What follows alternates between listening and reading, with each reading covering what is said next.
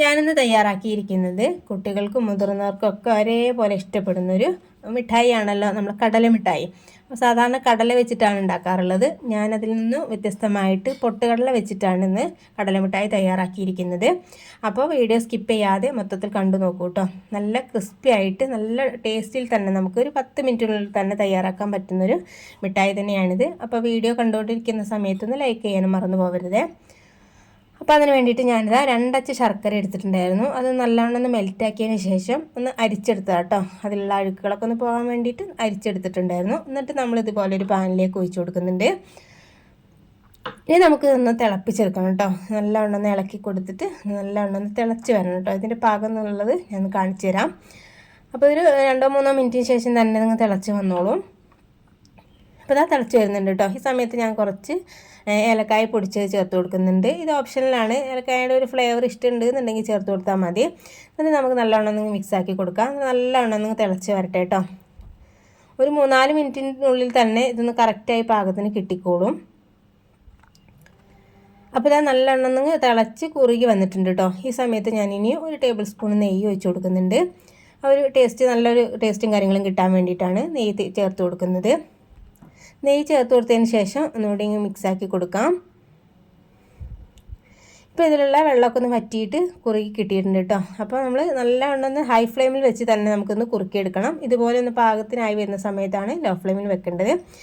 അപ്പോൾ ഞാനിതിൻ്റെ പാകം ഒന്ന് കാണിച്ചു തരാം കേട്ടോ. ഇതുപോലെ ഒരു ബൗളിലോ ഒരു ഗ്ലാസ്സിലോ വെള്ളം എടുക്കുക, പച്ചവെള്ളം എടുക്കുക കേട്ടോ. എന്നിട്ട് ഇതിലേക്ക് 1-2 ഡ്രോപ്പ് ഇങ്ങനെ ഒഴിച്ചു കൊടുക്കാം.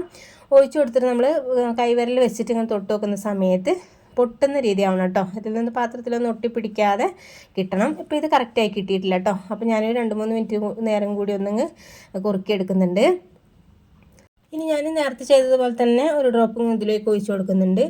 അപ്പോൾ നമ്മൾ കയ്യിൽ പിടിക്കുന്ന സമയത്ത് ഇങ്ങനെ പൊട്ടി വരണം കേട്ടോ. കയ്യിലിങ്ങനെ പൊട്ടിക്കുന്ന സമയത്ത് കറക്റ്റായിട്ട് പൊട്ടിക്കിടണം. അതാണ് പാകം എന്ന് പറയുന്നത്. കയ്യിലൊന്നും ഒട്ടിപ്പിടിക്കാതെ തന്നെ. അപ്പോൾ ഞാനിതുപോലെ ഒരു ബൗളിലേക്ക് പൊട്ടുകടല എടുത്ത് വെച്ചിട്ടുണ്ടായിരുന്നു. അത് ഇതിലേക്ക് ഇട്ട് കൊടുക്കാം. ഇട്ട് കൊടുത്തതിന് ശേഷം ഒരു 30 സെക്കൻഡെങ്കിലും ഇതുപോലെ ഇളക്കി നല്ലോണം ഒന്ന് മിക്സാക്കി കൊടുക്കണം കേട്ടോ. കടലയുടെ എല്ലാ ഭാഗത്തേക്കും നമ്മുടെ ശർക്കര പാനി എത്തുന്ന രീതിയിൽ നല്ലോണം ഒന്ന് മിക്സാക്കി കൊടുക്കാം. ഞാൻ ഈ സമയത്ത് ഫ്ലെയിം ഓഫ് ചെയ്തിട്ടില്ല. ലോ ഫ്ലെയിമിൽ തന്നെയാണ് ഇതുപോലെ നിങ്ങൾ മിക്സാക്കി എടുക്കുന്നത്. അപ്പോൾ നമ്മൾ ഉണ്ടാക്കി എടുക്കുന്നതിന് തൊട്ട് മുമ്പ് തന്നെ നമ്മൾ ഇതുപോലെ ഒരു പാത്രത്തിൽ നെയ്യ് തടവി വെച്ചിട്ടുണ്ടായിരുന്നു കേട്ടോ. അപ്പോൾ അലൂമിനിയം ഫോയിൽ ഉണ്ടെന്നുണ്ടെങ്കിൽ അത് എടുത്താലും മതി. അപ്പോൾ കറക്റ്റായിട്ട് കിട്ടിക്കോളും.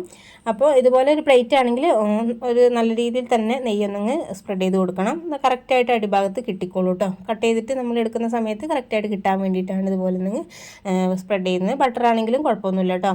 എന്നിട്ട് നമുക്കിതിൻ്റെ മുകൾ ഭാഗം ഒന്ന് ലെവൽ ചെയ്ത് കൊടുക്കണം. എല്ലാ ഭാഗത്തേക്കും നമ്മളെ കടലേക്ക് എത്തുന്ന രീതിയിൽ ശർക്കരയൊക്കെ എല്ലാ ഭാഗത്തേക്കും എത്തണമല്ലോ. അതുപോലെ അതിന് വേണ്ടിയിട്ട് ഇതുപോലെ നല്ലോണം നിങ്ങൾ ലെവൽ ചെയ്തെടുക്കാം. ചപ്പാത്തി പരത്തുന്ന ഇതുണ്ടല്ലോ, അത് വെച്ചിട്ടാണെങ്കിലും ചെയ്തെടുക്കാം. അപ്പോൾ ഞാനിത് പൊട്ടാറ്റോ സ്മാഷ് ചെയ്യുന്ന ഇതുകൊണ്ടാണ് ഞാൻ ചെയ്തെടുക്കുന്നത്. ഇനി ഇതൊന്നും ഇല്ലയെന്നുണ്ടെങ്കിൽ സ്റ്റീലിൻ്റെ ഗ്ലാസ് ഉണ്ടല്ലോ, അതിൻ്റെ അടിഭാഗത്ത് കുറച്ച് നെയ്യ് തടവിയിട്ട് ഇതുപോലെ ഒന്ന് പരത്തി കൊടുക്കണം കേട്ടോ. അപ്പോൾ ഞാനിങ്ങനെ നെയ്യ് തടവിയിട്ടാണ് ഇതുപോലെ ഒന്ന് ലെവൽ ചെയ്തെടുക്കുന്നത്. എന്നാലാണ് കറക്റ്റായിട്ട് കിട്ടുള്ളൂ. അല്ലെങ്കിൽ പെട്ടെന്ന് തന്നെ ഒട്ടിപ്പിടിക്കുമല്ലോ.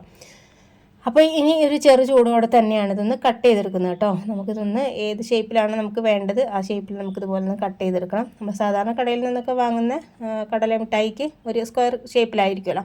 അപ്പോൾ ഞാൻ ആ ഷേപ്പിൽ തന്നെയാണ് ഇതൊന്ന് കട്ട് ചെയ്തെടുക്കുന്നത്. അപ്പോൾ പ്രത്യേകം ശ്രദ്ധിക്കേണ്ട കാര്യം എന്താണെന്ന് വെച്ചാൽ ചൂടാറിയതിന് ശേഷം കട്ട് ചെയ്യാമെന്ന് വിചാരിച്ചിട്ട് വെക്കരുത് കേട്ടോ. ചൂടോടെ തന്നെ കട്ട് ചെയ്യണം. നല്ലതാണ് കറക്റ്റായിട്ട് കിട്ടുള്ളൂ കേട്ടോ. പെട്ടെന്ന് തന്നെ കട്ട പിടിച്ച് പോകുമല്ലോ. അപ്പോൾ അത് ഇല്ലാതിരിക്കാൻ വേണ്ടിയിട്ടാണ് ചെറു ചൂടോട് തന്നെ ഇതുപോലെ ഒന്ന് കട്ട് ചെയ്തെടുക്കണം എന്ന് പറയുന്നത്. അപ്പോൾ ഞാനിത് മൊത്തത്തിലൊന്ന് കട്ട് ചെയ്തിട്ട് കാണിക്കാം.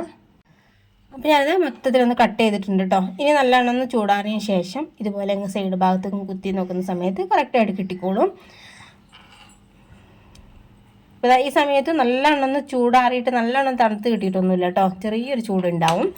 നമുക്കിതുപോലെ നിങ്ങൾ കട്ട് ചെയ്തെടുക്കാം. അപ്പോൾ കണ്ടില്ലേ, നല്ല ടേസ്റ്റി ആയിട്ടുള്ളൊരു കടല മിഠായി തന്നെയാണിത്. അപ്പോൾ അധികം ഇൻഗ്രീഡിയൻസ് ഒന്നുമില്ല, അധികം ടൈമൊന്നും എടുക്കാതെ നമുക്ക് വീട്ടിൽ തന്നെ കുട്ടികൾക്കൊക്കെ കൊടുക്കാൻ പറ്റുന്ന നല്ലൊരു റെസിപ്പി തന്നെയാണിത്. നല്ലൊരു മിഠായി തന്നെയാണല്ലോ. അപ്പോൾ ഇതുപോലെ ഒന്ന് കടലയൊക്കെ ഉണ്ടാകുന്ന സമയത്ത് ഒന്ന് ട്രൈ ചെയ്ത് നോക്കിയിട്ട് ഫീഡ്ബാക്ക് അറിയിക്കാൻ മറക്കരുത് കേട്ടോ. പിന്നെ സബ്സ്ക്രൈബ് ചെയ്യാതെ കാണുന്നവർ ഒന്ന് സബ്സ്ക്രൈബ് ചെയ്ത് സപ്പോർട്ടുകയും ചെയ്യണേ. വീഡിയോ ലൈക്ക് ചെയ്യാനൊന്നും മറന്നു പോകരുതേ.